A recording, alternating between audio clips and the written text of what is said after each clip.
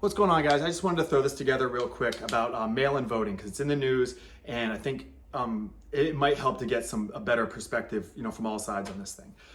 Trump and his sycophants, like Charlie Kirk, tweeted something recently that said the only way that Donald Trump loses this election is through massive voter fraud, through mail-in voting. Like, that's extremely dangerous.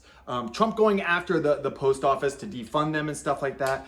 That's already building up an enemy in the Postal Service. Now, the Postal Service, United States Postal Service, has their union has openly endorsed Biden. So if they believe that their jobs are on the line, I mean, think about this. Like, if your job is on the line, if one person gets elected compared to the other and you'll lose your job, I mean, we're all human.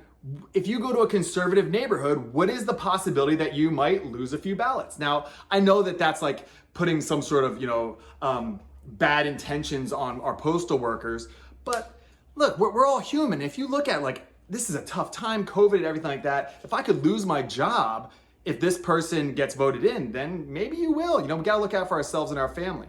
But any way you slice it, this election is going to be contested. So I want to break down a little bit about voting and why mail-in voting could be good or could be bad. So the way I teach it in my classes, and I have horrible handwriting, so now you get to finally see it, is PB plus D, okay? If that is greater than or less than the cost, okay? So here's what it is, PB plus D less than the C. So PB plus D less than C, people will vote. And here's what that means. P is the probability that your vote matters. Does your vote matter? So if you are in a swing state, then your vote matters more. In a more local election, your vote might matter more. So this is, how much does your vote matter?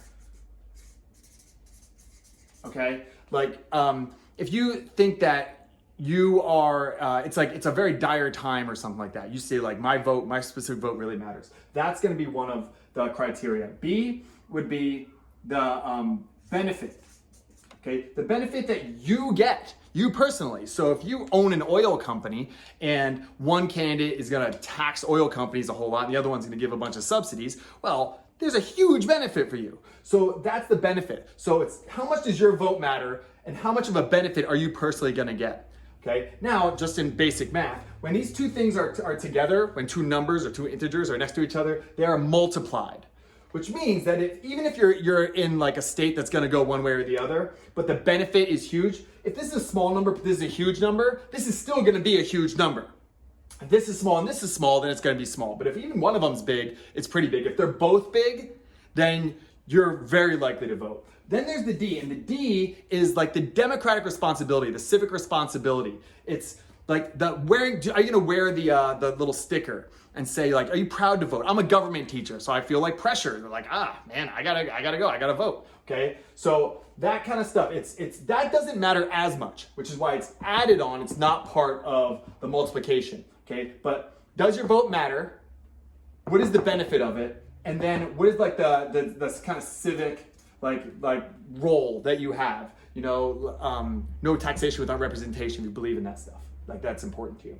Okay, and then it's greater than or less than. If all of that is less than C, which is the cost. Well, there we go. That's my handwriting. The cost. Now the cost could be the financial cost. You have to take off of work. Do you have to wait in line a long time? Do you have to travel very far? There are people in Montana or Wyoming who have to travel an hour to go get their voting done. So, in LA, I know some people that wait in line for 3 hours. I've waited in line for 45 minutes or an hour before to vote. Okay. If the cost is greater than these, then you're not going to vote. And if the cost is less than, then you are going to vote. So again, this is just kind of a basic thing. You don't have to plug in real numbers here, okay? But it's kind of like game theory. It doesn't have to be real numbers. It can just be the idea of what these numbers could be. But with mail-in voting, the cost goes down tremendously. It's very, very, very easy to vote. So the cost is very low. So even if your vote doesn't matter much, or you don't get much of a benefit, or you don't really care about the civic engagement part of it, you're still likely to vote because you're just filling bubbles from your couch. So when you drop the cost Is that good or is that not? I heard Pete Buttigieg just say on Bill Maher just the other day about how can we call ourselves democracy if we don't try to get everyone to vote. Well, we're not a democracy, we're a republic. And we're a constitutional republic or a democratic republic, but we're not a democracy. Okay, and the founding fathers are very clear about that. That's why we have the Electoral College. Okay, now, should we lower the cost for more people voting? There are benefits and downsides to that. Like, should we have felons vote and stuff like that? I think there's real positives to opening it up to have more people vote. I really do. I think that people should feel represented by their government in their country. I think that's really important. The downside to having more and more people vote is when you lower the cost, like you lower the cost of anything, it opens it up to more people, and that includes ignorant, uninformed people. And ignorant or uninformed people, and I've talked about this before on my social media, they are more likely to be manipulated by good sounding things that are actually very harmful, even to themselves. So when we have ignorant people voting, that could be a negative. But when we have more people voting who feel represented in our country, that's a good thing. So I just wanted you to understand the idea of how much does your vote matter, multiplied by how much of a benefit do you feel yourself, okay? Like how important is it that Donald Trump is out or something like that, okay? Tied to your feeling of like, I'm an American, I should vote, okay? And then all of that to the cost. But mail-in voting is gonna lower that cost a lot. But going back to what I was saying before, if you are a postal worker, well, how much is the benefit of someone who's gonna keep financing the post office? Well, that's gonna be really high, right?